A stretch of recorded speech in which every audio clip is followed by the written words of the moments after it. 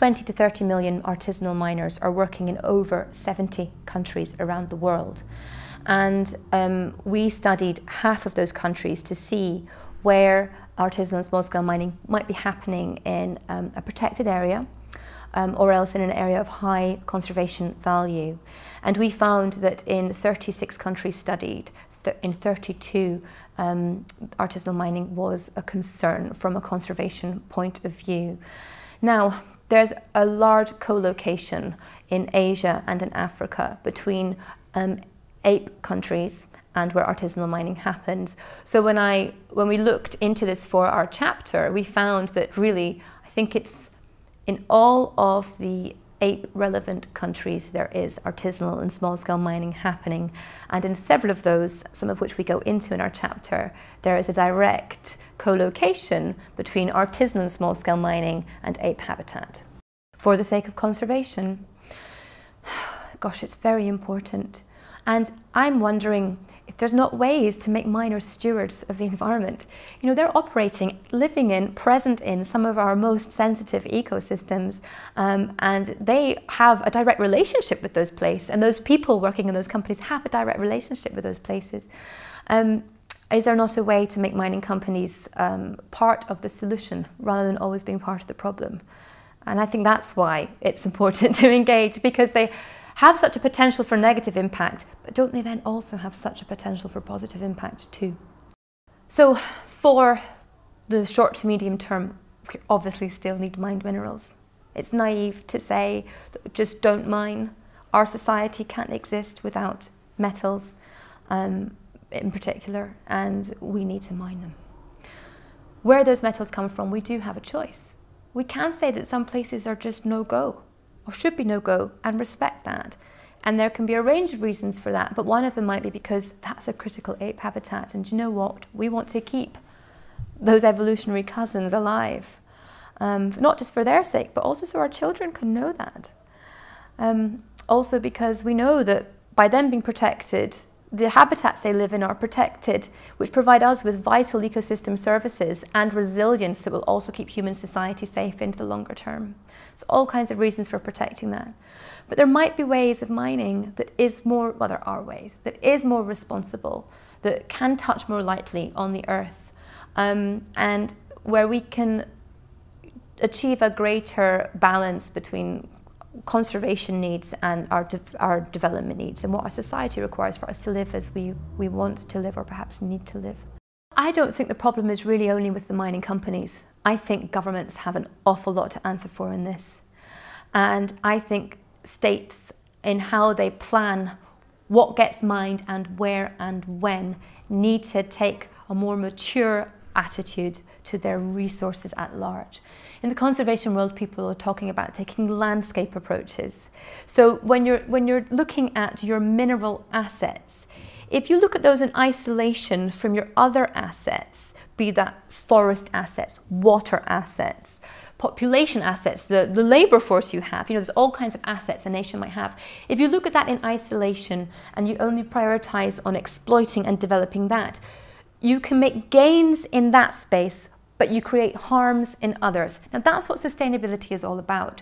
So actually I think the starting point is to get governments thinking about their mineral potential as being embedded in a broader sustainable development imperative. That's the first thing.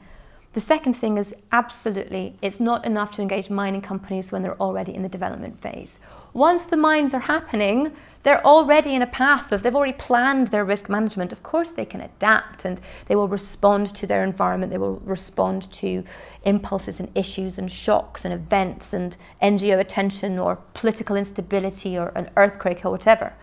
But the point, one of the most destructive parts of a mine is the infrastructure development.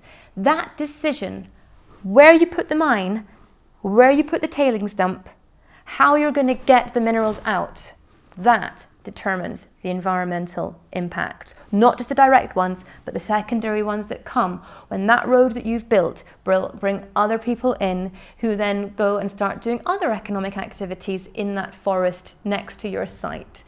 So right at the outside, at the exploration phase, before the mining company has invested too much money, If this is a no-go area and it needs to be a no-go area, that's when the conservation community needs to be saying, no, no, no, no, no, why are you even exploring here? You shouldn't be exploring here before you invest millions of dollars and the stakes in staying engaged are too high for you. That's when we need to say and agree, don't waste your money. Please don't waste your money, because if you waste your money here and you insist on continuing, you're going to waste our environment in the longer term. There are 3 different ways that mining impacts on the environment: where it's done, how it's done, and the impacts of the people that then live there to do it, the settlement impacts. So where it's done, is it happening in a protected area or an area of high conservation value? If so, what extra measures do you need to take to manage those potential impacts, or do you decide just not to do it at all? Number 2, how it's being done. When you're mining, what are you doing about your tailings, your wastes? Where are you putting them? How are you managing them? Are you doing an open cast mine that's cheaper but produces a lot more waste? Or are you doing an underground mine, which is occupational health and safety might be more risky, but you remove less material. There's less potential environmental impact, as an example. Number 3, settlement activities. Thinking of artisanal and small-scale mining. Once artisanal and small-scale miners get into a remote area to mine, they need food. If it's very remote, they're just going to hunt where they are. If it's not very remote, then others will come in and slash and burn agriculture, grow some corn, grow some yam, grow some rice, keep some goats. Before you know it, it's not just that the people are there or the mines are there, it's that all the animals that they're going to eat are also now there too. What about their poo? Their sewage? Environmental health issues. When I worked for the Durban process in 2006, I remember the Popoff Foundation. John explained to me that one of the major threats to the eastern lowland gorilla in the Kahuzi-Biega National Park was human waste and the transfer of disease from humans to the gorillas because of sewage in their environment. Metals don't need to be damaging. They just are, because they're presently mined and traded with profit as the main priority right now. Now, if you take a triple bottom line approach, then we understand that we might have to compromise some profit to protect people and planet. People working in mining companies have children. They should care about the future that their children are getting. So do people in government, who have an even bigger stewardship role over protecting a nation's assets for its future generations and exploiting them rationally, efficiently, and in the interests of the nation. I think there's a lot that the market can do to dictate and push producer nations and mining companies to sit up and start doing a better job. You know, if we really are so civilized, if we really are so cognate, if we really fancy ourselves as so clever, then can't we fix this? Can't we get over ourselves and our politics and this nonsense and work together and fix it? And if it's not for the sake of the great apes, then it has to be for the sake of ourselves, because it's us next. That's the thing. When you look at the state of the planet and you look at the pace at which we are consuming the natural resources, and you remember that we are biological beings whose well-being rests on the functions that ecosystems deliver for us: clean water, clean air, food. Like, it's such basic science. We delude ourselves when we think that it's not going to happen. And we've really got to make it a priority and kind of wake up from this stupor of, oh, surely it can't be true. Surely it can't be true. And I confess that I suffer from that too. I sit there down with my 2 children in disposable nappies, admittedly made by Moltex, but they're still wearing disposable nappies. I've got a Ford Mondeo. Yes, I just bought a family bike, but am I using it enough? You know, even I, who sits here and believes this stuff, I'm part of the problem. For God's sake, I had children. Isn't that part of the problem? I travel all over the world for my job and I sit here loud-mouthing about how we need to do something. I mean, it begins at home and I find it hard enough. So I have to be compassionate to my fellow human beings who are doing nothing or who feel like they have no power to change. So why bother? I understand that. But we need to put this a bit more front and centre for ourselves. So is there a future for the apes? Well, maybe if we all get out of our cars and on our bikes and eat vegetarian, and that actually couldn't or shouldn't be that hard, should it? I think the beauty of this publication is, apes are a real flagship species for the state of the environment. And by really looking at the interface between the extractives industry and ape conservation, or dare I say ape resilience, I think it's a good reflection on what the extractives industry is doing right and wrong generally for the environment and conservation.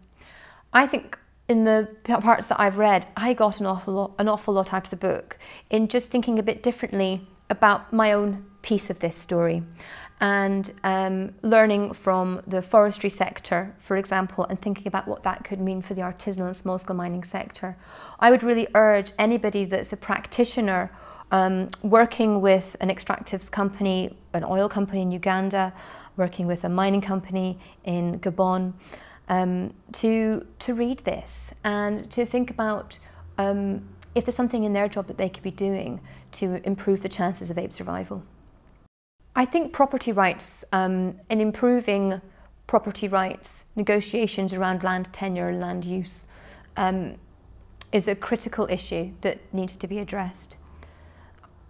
The other thing that came out of the book for me was the importance of forest peoples as part of the solution.